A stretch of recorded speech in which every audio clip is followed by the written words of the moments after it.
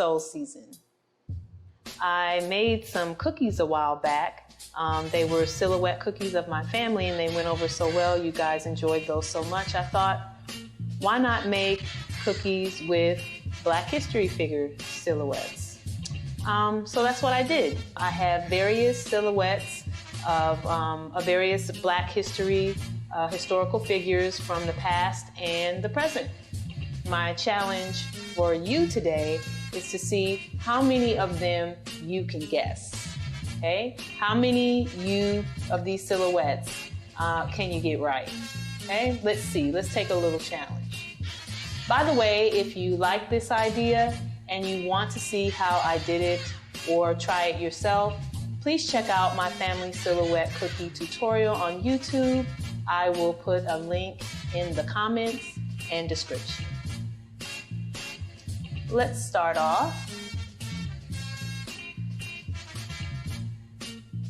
with a couple easy ones.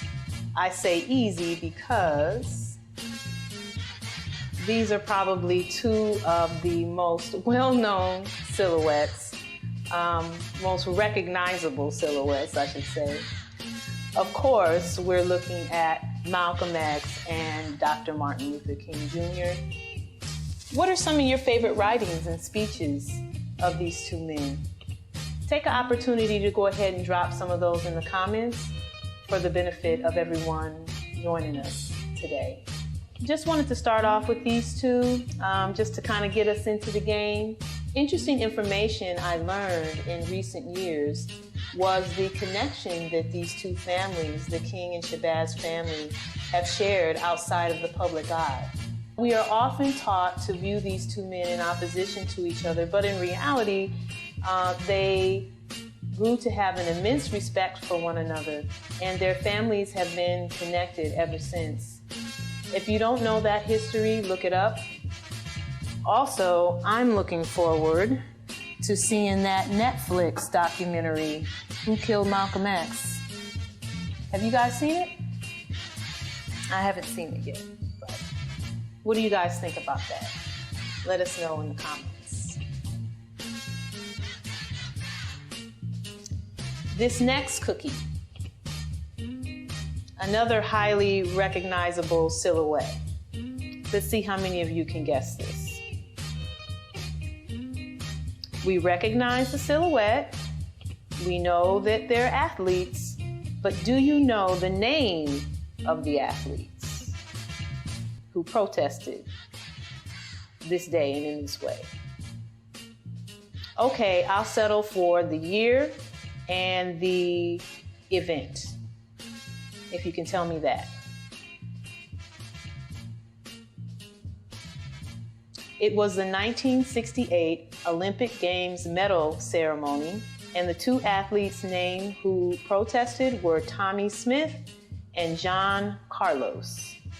They put their gloved fists in the air during the Star-Spangled Banner as a sign of Black power and solidarity. And it was really the first time that anything like that had been done.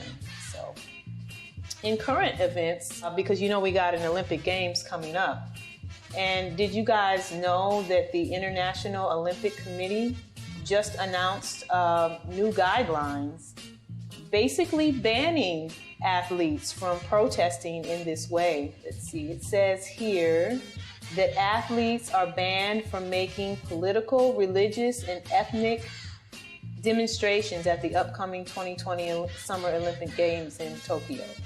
So, what do you guys think about that? Here's their statement. Our political neutrality is undermined when our organizations or individuals attempt to use the Olympic Games as a stage for their own agenda, as legitimate as they may be. What do you guys think about that? Put your thoughts down in the comments.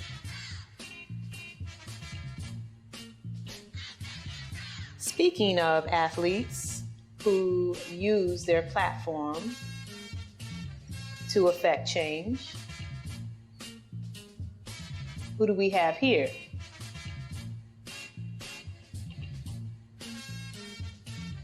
Colin Kaepernick, and Muhammad Ali. Muhammad Ali, of course, a member of the Nation of Islam, famously changed his name from Cassius Clay to Muhammad Ali, had his title stripped and was banned from boxing in the United States for 3.5 years because of his refusal to participate in the Vietnam War.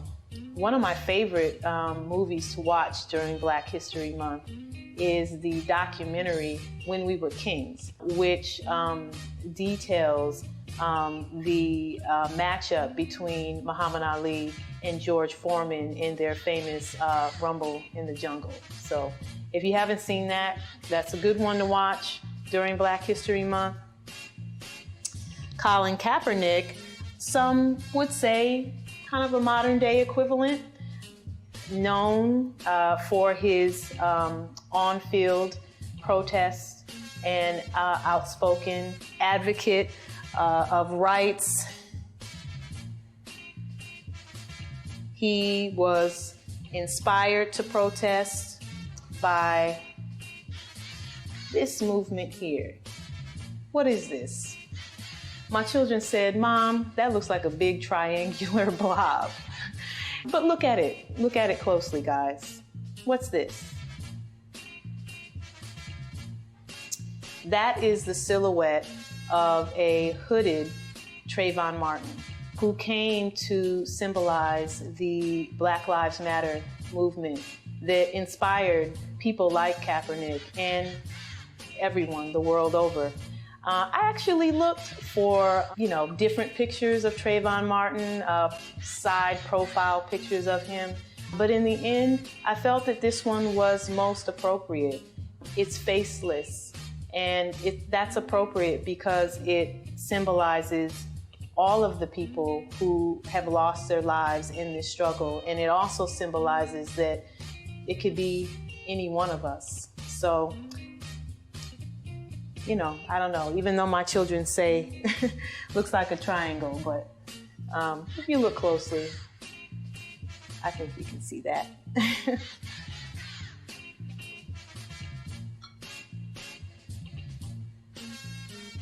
Alrighty, so who is this lady? Who is this woman here? Let's take a look at her, see if we can guess. What if I put this guy right up here next to it?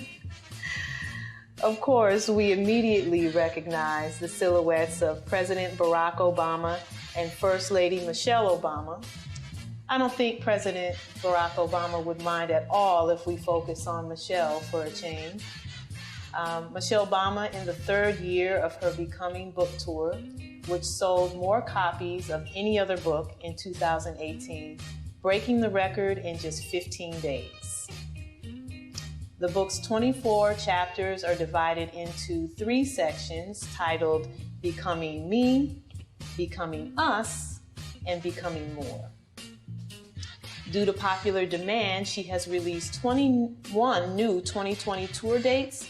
Needless to say, if you are fortunate enough to see Mrs. Obama in person and hear her story, it should not be missed.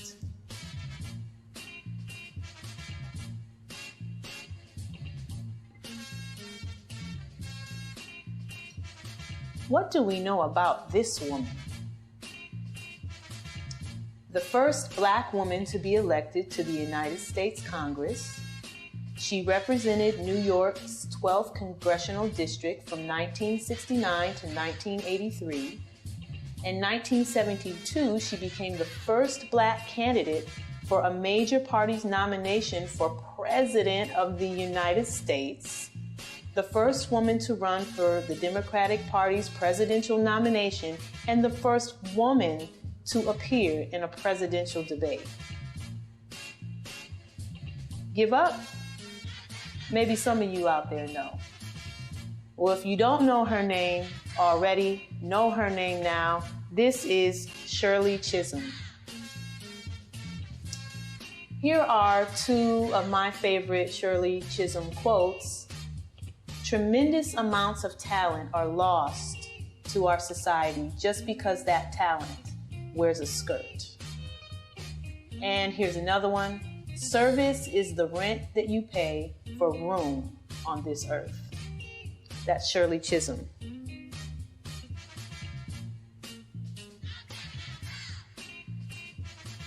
Speaking of women in service, Maxine Waters. Maxine Waters is serving as the U.S. representative for California's 43rd Congressional District and is the most senior of the 12 Black women serving in Congress. She's currently in her 15th term. Unafraid and unapologetic, she is an outspoken critic in Congress. When she talks, people listen. And when she peers at you from behind those glasses, someone's gonna be accountable. Maxine Waters. Another Black woman making waves on the political scene, Miss Stacy Abrams. In 2018, she was the Democratic nominee for governor of Georgia, winning more votes than any other Democrat in the state's history. She has since launched Fair Fight to ensure every American has a voice in our election system, and has recently stated that she has aspirations to run for president in the future and would take a vice presidential nomination from any Democratic candidate in this upcoming election. So certainly looking forward to seeing how her career continues to develop. Miss Stacy Aiken. How you guys doing so far? Is anybody out there 10 for 10, or how many have we done? 11 for 11? Anybody out there 11 for 11? Well, we have just a few more to go in this Black History Challenge. Let's see how we can continue to do here. I'll give you a few seconds on this one. Some people won't need it. Marcus Garvey. I especially liked making this cookie because of all the nice little details in his headwear. It's pretty fun. Marcus Garvey emphasized unity between Africans and the African diaspora. He campaigned to end European colonial rule across Africa, and most famously, the Back to Africa movement. A little related current event. Did you guys know that the president of Ghana designated the year 2019 the year of return? Did you guys know this? He launched the program in Washington, D.C. in 2018, encouraging all Africans in the diaspora to visit, settle, and invest. I didn't find out about this until 2019 was almost over. But I just think that that's cool and interesting. I don't know. What do you guys think about that? I haven't seen the final numbers, but they were expecting 1.5 million tourists and $1.9 billion to be accrued as a result of year of return activities in Ghana. So here are two women. We will continue with two women that were contemporaries of Marcus Garvey and supported his causes. Here we have the famous Madam C.J. Walker. And here we have Ida B. Wells. Ida B. Wells was born into slavery and freed by the Emancipation Proclamation. She attended Rust College and was one of the founders of the NAACP. She is most famous for documenting and exposing lynching in the United States in two writings that she did, Southern Horrors, Lynch Law in All Its Phases, and The Red Record. She was viewed as a radical by most of the Black intellectuals of the day and was a strong advocate for women's rights. Ida B. Wells. Madam C.J. Walker is credited for having been the first Black millionaire. A lot of you have probably heard of her. We actually know that there were other Black millionaires before her, but because of the times, a lot of people, Black people, if they had money in those days, they had to hide it. And I think perhaps Madam C.J. Walker gets the credit for being the first Black millionaire because she was the first Black millionaire who was a millionaire in life and in public. And she was pretty unapologetic and unafraid to show her wealth in public. She made her fortune marketing cosmetics and hair care products for Black women. And her life will be portrayed by Octavia Spencer in an upcoming Netflix 4-part series, Self-Made, that was written by Madam C.J. Walker's great-great-granddaughter. So can't wait to see that.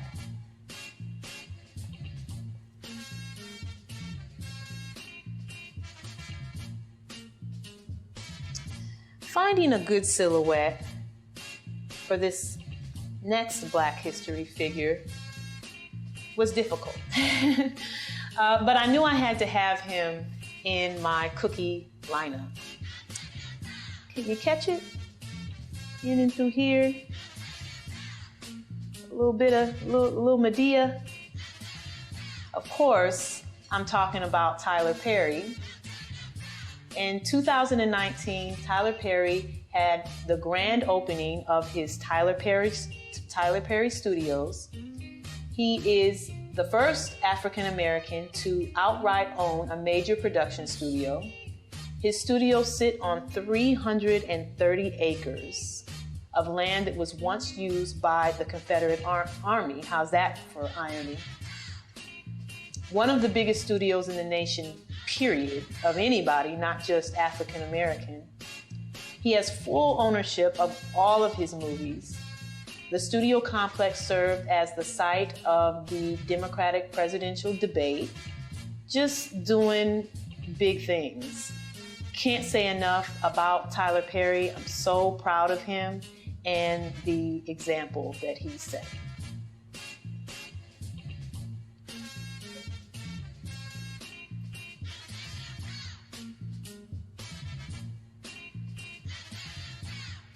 Finally, there's no greater thing I can say about this last cookie that hasn't already been said. We were already impressed with Kobe Bryant's basketball career, but through this recent tragedy, we have learned so much more about his character, who he was as a husband, dad, and friend. The tribute for Kobe and Gianna Bryant was so moving. Just to hear sports legends like Michael Jordan and Shaquille O'Neal pay their respects, to hear Vanessa Bryant speak so eloquently about her husband, her daughter, what a loss. But also, what an inspiration. It makes us ask the questions: what causes are we silently championing? What dreams and aspirations are we helping to cultivate in our own children? I will end today on those questions. I'd like to thank you for joining me on my broadcast. If you enjoyed my Black History silhouette cookies and want to see how I made them, head on over to my YouTube channel. There is a full tutorial. Also, check me out on social media. Check me out on Facebook and Instagram. I will leave those links in the comments and descriptions. Let me know in the comments also what Black History figures you might have wanted to see today. Maybe we'll do this again sometime. Like and subscribe for more great content, because we don't stop at Black History Month. Here at Soul Season, we celebrate culture year-round through food and family. Happy Black History Month and happy Soul Season.